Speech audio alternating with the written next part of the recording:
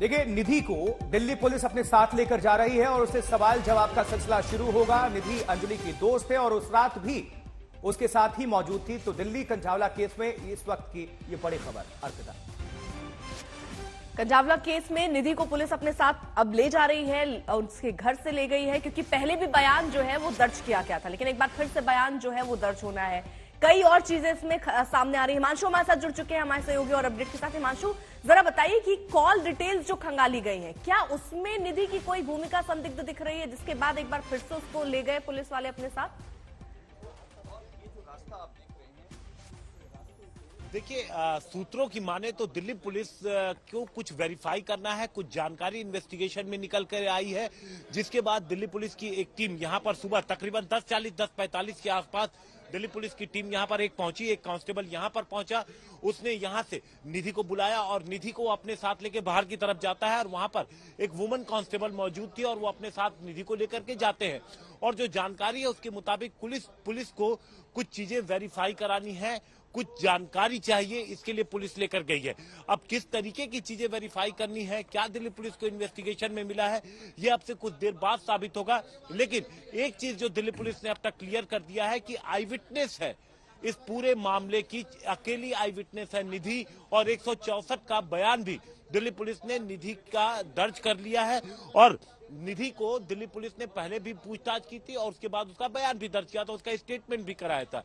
तो अब ये सवाल उठता है कि आखिर ऐसे कौन से नए तथ्य, ऐसी कौन सी नई जानकारी आई जो नए तरीके से दिल्ली पुलिस को वेरीफाई करना था, जिसकी वजह से दिल्ली पुलिस निधि को लेकर के गई है। इस वक्त हम देखिए निधि के जो एरिया, जो गली है, मैं आपको दिखाता हूं। ये सुल्तानपुरी का इलाका है और ये जो थाना है वहां से बहुत ज्यादा दूर नहीं है। आपको पता है पुलिस यहाँ कितने बजे पहुंची थी? पुलिस तो सुबह ही आई है, अभी 1-1.5 घंटा हो गया जब उसे ले गए हैं। 3-4 पुलिस वाले थे जो उसे लेके गए हैं। अभी बहुत जल्दबाजी में इधर को ले गए हो। हाँ, बहुत जल्दबाजी में ले गए। 3-4 पुलिस वाले थे, उसे लड़की को ले गए दुबका के, इधर को बहुत जल्दबाजी में लेके इधर को चले गए वो उसे। तो देखिए, पुलिस बेहद जल्दबाजी में थी, यानी यहाँ पर लगातार देखिए जो भीड़, आसपास काफी लोग मौजूद है, तो लोगों का ये कहना है कि बड़ी जल्दी में आई पुलिस की टीम और लेकर साथ चली गई।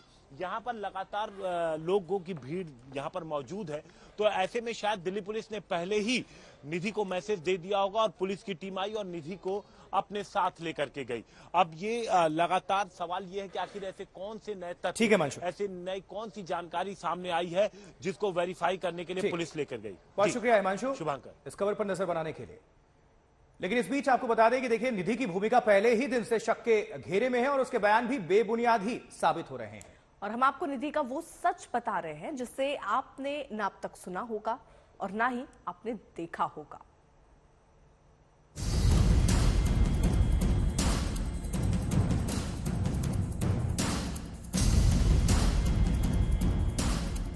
गाड़ी सामने से आई और हम स्कूटी पे थे, तो वो लड़की थोड़ी ड्रिंक कर रही थी। इसने क्या करा है, जब सच खुलेगा नजर आएगा। निधि सब झूठ बोल रही है, हम जानते ही नहीं है उस निधि को। अंजलि के एक्सीडेंट केस में निधि एक बड़ी मिस्ट्री बनी हुई है। जिसे अंजलि की दोस्त बताया जा रहा था, उसे न अंजलि का परिवार दोस्त मान रहा है न पुलिस, मगर चश्मदीद होने के नाते उसके 164 के तहत बयान दर्ज कराया गया है। उस बयान में क्या है, इस पर भी पुलिस खामोश है। ऐसे ही हमें लगा कि ये एक हमारे पास अहम एविडेंस है और बहुत ही सही एविडेंस है। हमने 164 CRPC के तहत कोर्ट में एविडेंस कराया है, ताकि कोई ये एलिगेशन आए कि ये पुलिस की स्टेटमेंट है या पुलिस ने इसको ट्यूटर किया है। वो एक इंडिपेंडेंट एजेंसी है, आप सबको मालूम है, वहाँ का प्रोसीजर सबको मालूम है। मुझे खुद पर्सनली उस जो रिपोर्ट है उसके कंटेंट नहीं मालूम है, पर इतना मालूम है कि हमारा जो इन्वेस्टिगेशन है उसमें सपोर्ट मिल रही है। अब हम आपको निधि का वो सच दिखाने जा रहे हैं जिसके बारे में अभी तक आपने नहीं सुना। तो सुनिए, 31 दिसंबर और 1 जनवरी की रात लोगों ने निधि को घायल हालत में देखा और जब उससे चोट के बारे में पूछा गया तो उसने बहाना बना दिया।